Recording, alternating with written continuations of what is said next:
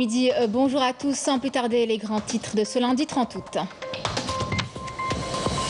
À la une de ce journal, réunion extraordinaire du Conseil des ministres ce lundi, présidée par le chef de l'État Abdelmadjid Tebboune, chef suprême des forces armées, ministre de la Défense nationale. À l'ordre du jour, notamment l'examen et l'adoption du plan d'action du gouvernement avant de le soumettre au Parlement durant sa prochaine session. Nouveau rendez-vous électoral, les élections anticipées sont prévues pour le 27 novembre prochain. Le président de la République, Abdelmadjid Tebboune, a convoqué hier le corps électoral en vue des élections anticipées des assemblées populaires communales et wilayales. Réunion aujourd'hui également à Alger des ministres des Affaires étrangères des pays voisins de la Libye en vue d'établir une feuille de route pour la tenue des élections dans ce pays dans les délais prévus, ainsi parvenir à une paix durable. Mesdames, Messieurs, bienvenue. Je vous en parlais en titre. L'examen et l'adoption du plan d'action du gouvernement avant de le soumettre au Parlement lors de sa prochaine session. Au menu aujourd'hui d'une réunion extraordinaire du Conseil des ministres. Elle sera présidée par le chef de l'État, Abdelmadjid Tebboune, chef suprême des forces armées, ministre de la Défense nationale. La réunion portera également sur le parachèvement de la présentation du projet de loi relatif à l'audiovisuel. L'actualité nationale également marquée par cette dernière étape du changement institutionnel, ce nouveau rendez-vous électoral. Les élections anticipées sont prévues pour le 27 novembre prochain.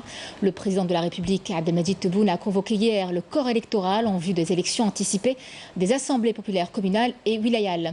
Le décret prévoit également la révision exceptionnelle des listes électorales durant la période allant du 5 au 15 septembre prochain. L'Algérie abrite ce lundi une réunion ministérielle des pays voisins de la Libye en vue d'établir une feuille de route pour la tenue des élections dans ce pays dans les délais prévus, ainsi parvenir à une paix durable. Une réunion qui verra la participation des ministres des Affaires étrangères de la Libye, de la Tunisie, de l'Égypte, du Soudan, du Niger, du Tchad et de la République du Congo. Le secrétaire général de la Ligue arabe, Ahmed Abou Raït, le commissaire aux affaires politiques, à la paix et à la sécurité de l'Union africaine, Bankole Adeoye, ainsi que l'envoyé spécial du secrétaire général de l'ONU pour la Libye, Yann Kubis, prendront également part à cette rencontre. Cette réunion ministérielle discutera des moyens, surmonter les obstacles à la tenue d'élections transparentes prévues en décembre prochain en Libye, en réunissant bien sûr les conditions générales de la réussite de ce rendez-vous électoral dans un cadre consensuel. Ramtan Lamamra, qui s'est entretenu hier avec son homologue tunisien Othman Djelandi, avec lequel il a évoqué l'élaboration d'une feuille de route au titre des prochaines élections en Libye.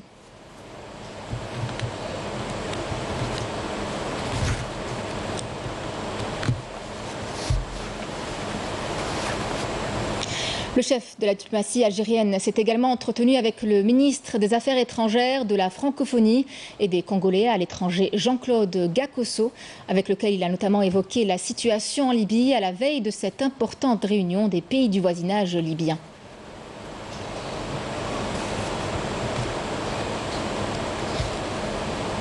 Ramtan Lamamra, qui s'est également entretenu avec son homologue libyenne Nedjla El Mangouchi, ainsi qu'avec le secrétaire général de la Ligue arabe Ahmed Abou Raït. Il a également reçu Ramtan Lamamra, l'envoyé spécial de l'ONU pour la Libye, Yann Kubis, avec lequel il a évoqué les perspectives de paix en Libye.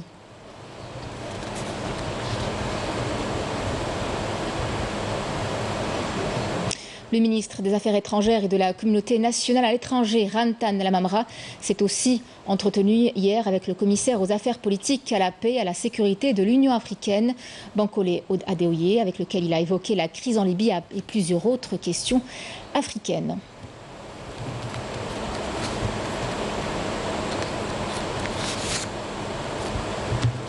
Rappelons que le chef de la diplomatie algérienne a insisté lors de la conférence de presse qu'il a animée la semaine dernière sur le rôle des pays voisins qui, selon Ramtan Lamamra, doivent aider les Libyens à parachever le processus politique mené sous l'égide des Nations Unies. La sécurité en Algérie, au Maghreb arabe et au Sahel a été au menu d'une journée d'études organisée hier par l'Institut national d'études de stratégie globale au Cercle national de l'armée à Beni Messous, un séminaire qui a vu la participation des ambassadeurs africains et d'une délégation de cadres de l'Institut national des études stratégiques et politiques du Nigeria, Emel Bouarba. L'Algérie, qui a livré pendant des années une lutte implacable contre le terrorisme, dispose d'une expérience pionnière dans le domaine, reconnue tant sur le plan régional qu'international, pouvant inspirer de nombreux pays. Le rôle de l'Algérie, il est important aussi du point de vue expérience et capital expertise que l'Algérie apporte à l'Union africaine à travers le Caire. Il ne faut pas oublier aussi que l'Algérie, et disons le président algérien, est considéré comme le champion de la coopération et la coordination de la lutte contre le terrorisme au niveau continental. Des contributions multiformes, multidimensionnelles dans le domaine de la construction des capacités, dans le domaine aussi de la prise en charge des problèmes politico-sécuritaires dans cette région, notamment par la mise en œuvre de l'accord d'Alger, de paix et de réconciliation nationale, et surtout cette volonté de créer un épisystème de sécurité collectif qui respecte les souverainetés, qui réfute tout postulat d'ingérence. Les efforts de l'Algérie ne se sont pas limités à l'établissement de la sécurité dans la région, mais aussi au développement de l'économie dans le continent. Cette idée d'interdépendance économique sur le long terme renforce l'idée d'interdépendance politique. L'Algérie sent de plus en plus que l'Afrique, si je parle économiquement, l'Afrique est notre profondeur. En raison de ses positions de principe en faveur du droit des peuples opprimés à l'autodétermination, dont celui du Sahara occidental, l'Algérie est la cible de tentatives de déstabilisation. On ne peut pas dissocier les deux colonisations, l'israélienne en Palestine occupée et la marocaine au Sahara occidental occupé. Pourquoi? Parce qu'il y a les mêmes outils. Les occupants ont la même posture stratégique, adoptent les mêmes méthodes. C'est une alliance de deux colonisateurs, de deux occupants et de deux États inféodés à la stratégie internationale de l'impérialisme. Donc on ne peut pas parler de paix et de stabilité lorsqu'il y a un État occupant qui est soutenu par un autre État occupant aux frontières ouest de l'Algérie.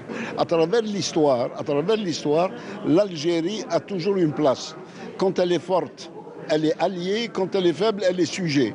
Ce qui fait qu'il est de notre devoir d'être fort pour jouer le rôle qui nous incombe et par fidélité à notre mémoire historique. Face à la conjoncture difficile qui marque la région, le retour en force de la diplomatie algérienne est fortement salué, lui permettant de jouer un rôle pivot en tant que puissance régionale. Poursuite du triste constat des dégâts matériels considérables suite aux derniers incendies qu'a connu notre pays. Des sorties sur le terrain sont en cours pour évaluer les dommages causés par ces brasiers dévastateurs. Le point ce midi dans la wilaya de Béjaïa, Yasmine Massoudi. Idriss a vu son exploitation agricole partir en fumée lors des incendies qui ont ravagé la wilaya de Béjaïa. Les services de la wilaya chargés du recensement des dégâts lui ont rendu visite pour évaluer les pertes. La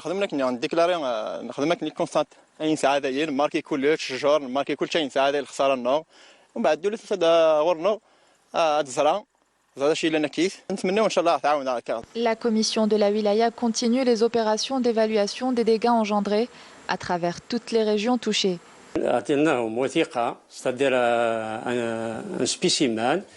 Nous avons remis aux victimes une fiche pour relever toutes les pertes engendrées, notamment en exploitation agricole, élevage et dégâts matériels.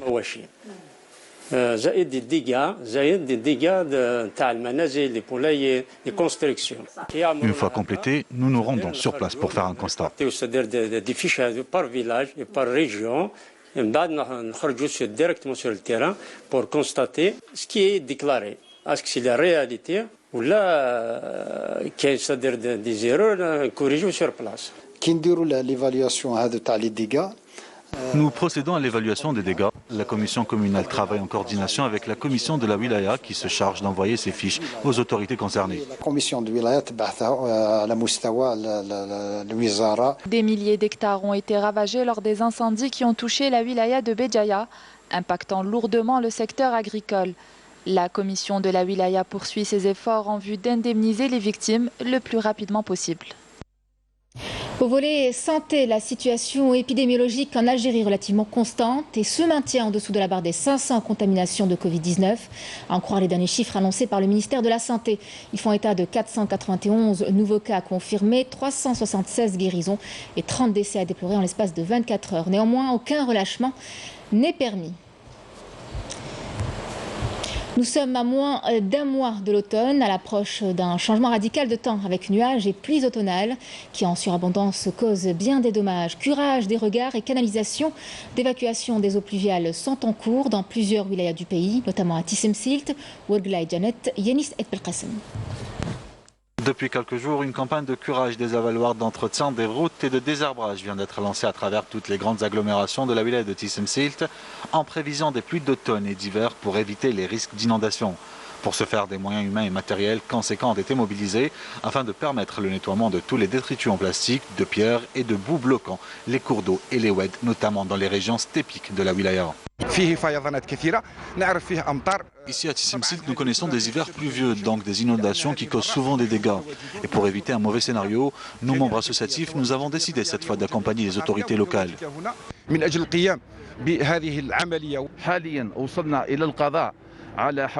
Jusqu'à là, nous avons pu régler 27 points noirs. Il nous reste 10 points. Nous sommes dans la commune de Larjam. Nous avons également prévu de régler tous les problèmes des avaloirs d'ici la fin de semaine du mois de septembre. À Ouargla, c'est à partir de la commune de Ain Safra que la campagne de curage, de nettoyage des oueds et des canalisations des réseaux pluviales a été lancée. Une campagne marquée par la mobilisation d'importants moyens pour prévenir la région d'éventuelles inondations. Pour ce faire, un plan a également été élaboré pour éliminer tous les points noirs pouvant être à l'origine d'inondations au niveau des villes de la wilaya. Nous avons accompagné les services de la wilaya pour le lancement des 3 grandes campagnes en prévision des pluies d'automne. Nous avons nettoyé les avaloirs ainsi que les hangars, mais aussi le oued de Hayy al-Nasr. Nous avons également placé 100 avaloirs et remplacé plus de 400 couverts de ces derniers.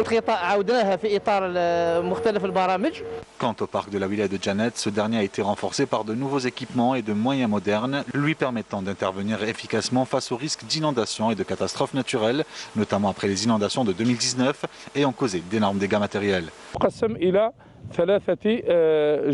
Les équipements réceptionnés seront répartis sur 3 communes de la wilaya. Il s'agit de camions équipés de grues, d'engins cargo, de niveleuses de route, d'engins de ramassage des décharges lourdes ainsi que des compresseurs pneumatiques, des camions à réservoir d'eau et autres matériels des travaux publics. La campagne de curage et l'entretien des réseaux d'assainissement se poursuivra également dans les autres communes, à savoir à Inamnas, Debdaba et Bordj Amar Driss. Et on reste dans le sud du pays, mais pour vous parler cette fois d'un rendez-vous économique et commercial qui est nul autre que l'exposition internationale El Mougar. Cette 10e édition, cette manifestation qui débutera demain mardi, se veut d'ouvrir de nouvelles perspectives entre les opérateurs économiques algériens et ceux des pays africains et ainsi augmenter le volume des exportations hors hydrocarbures. Walid Yousfi. C'est à Tindouf que se déroulera la 10e édition de l'exposition internationale El Mougar. Une exposition qui verra la participation d'une centaine d'opérateurs économiques algériens et étrangers. Objectif, augmenter le volume des exportations hors hydrocarbures et relancer l'activité commerciale dans les zones frontalières.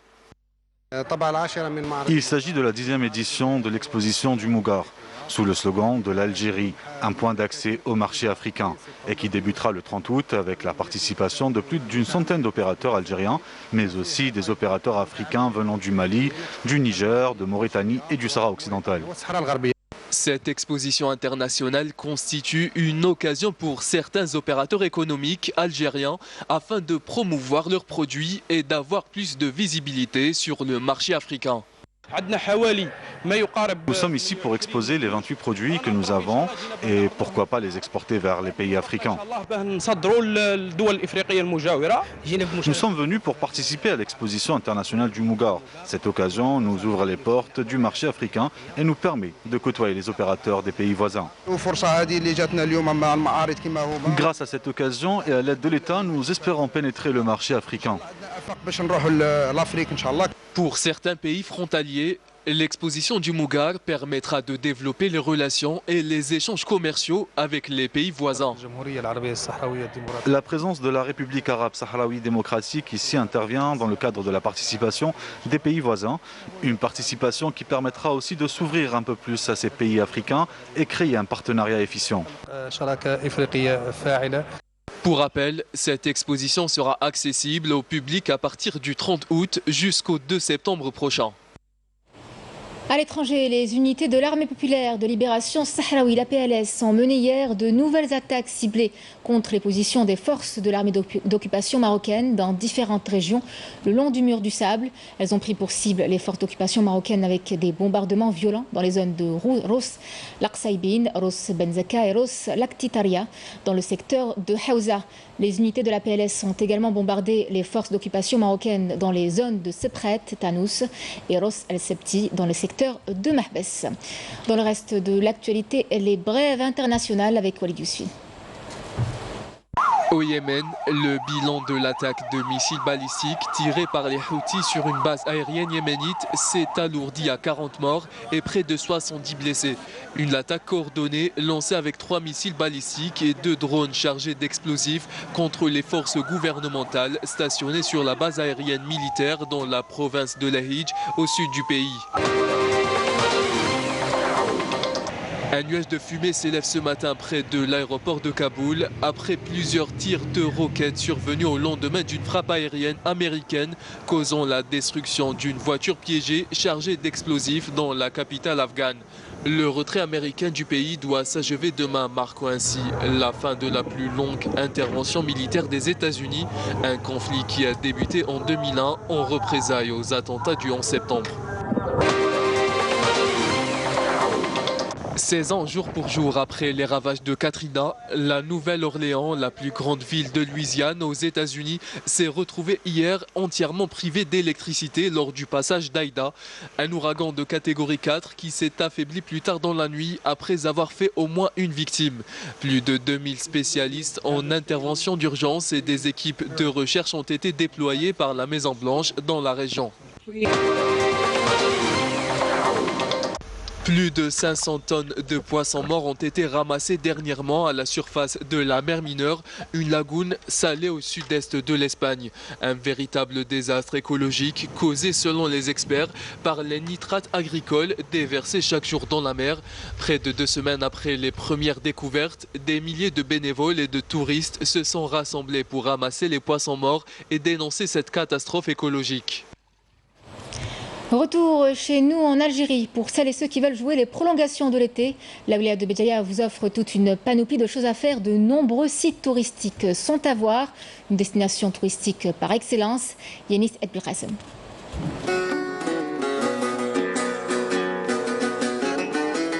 Béjaïa ou Fgayet, une ville millénaire située à 250 km à l'est d'Alger, est une ville qui regorge de lieux plus splendides les uns que les autres.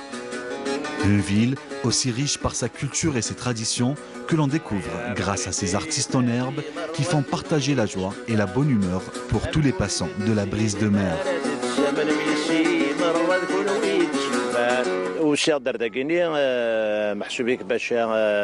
Il y a des gens qui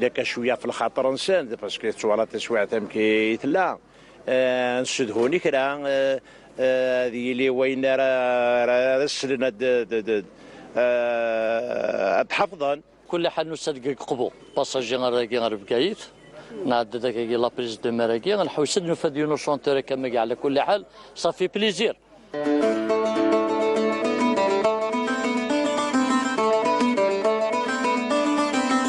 نخدم شويه عربيه شويه قبايليه يجيو الناس يريحوا بس كما كان الناس في لابريمي دابا شويه يروحوا يجيو يستغلوها هنا يعني مام لي فامي يجيو يريحوا هنا راه كل يوم يغني هنا ويغني قبائليه فصيحه والناس يجيو اللي حب يمدلو حاجه هو ثاني يخدم الخبزه ديالو ورانا جايين سوفون هنا عنده باش نسمعوا. Ville accueillante, aussi connue pour ses criques rocheuses et ses chemins étroits, pour aller vers d'autres endroits en passant par des grottes mythiques et merveilleuses. Ville connue par sa biodiversité préservée, regorge aussi d'animaux, comme ces singes que l'on rencontre sur notre chemin. Fgayet, une ville magique où peu de visiteurs ne résistent au charme de cette vieille cité qui ne finira pas de vous faire rêver. Et c'est sur cette douce balade que se referment les pages de cette édition. Merci de l'avoir suivi. Tout de suite, c'est votre journal météo avec Feri El Chir. Excellente journée à vous avec la suite de nos programmes et à demain.